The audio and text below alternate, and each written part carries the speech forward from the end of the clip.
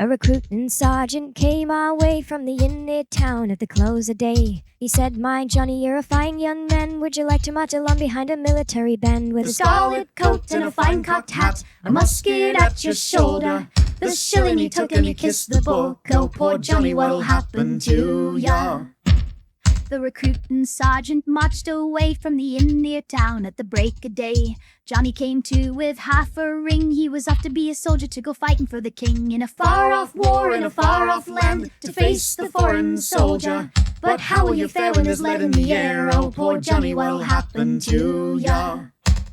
Well, the sun rose high on a barren land where the thin red line made a military stand. There was slingshot, chain shot, grape shot too, swords and bayonets thrusting through. Poor Johnny fell, but the day was won, and the king is grateful to ya.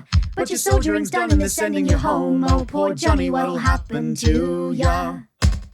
They said he was a hero and not to grieve for the 2 ruined legs and the empty sleeve. They took him home and they set him down with a military pension and a medal from the crown. But you haven't an arm, you haven't a leg, the enemy nearly slew ya. You'll have to go out on the streets to beg. Oh, poor Johnny, what'll happen to ya?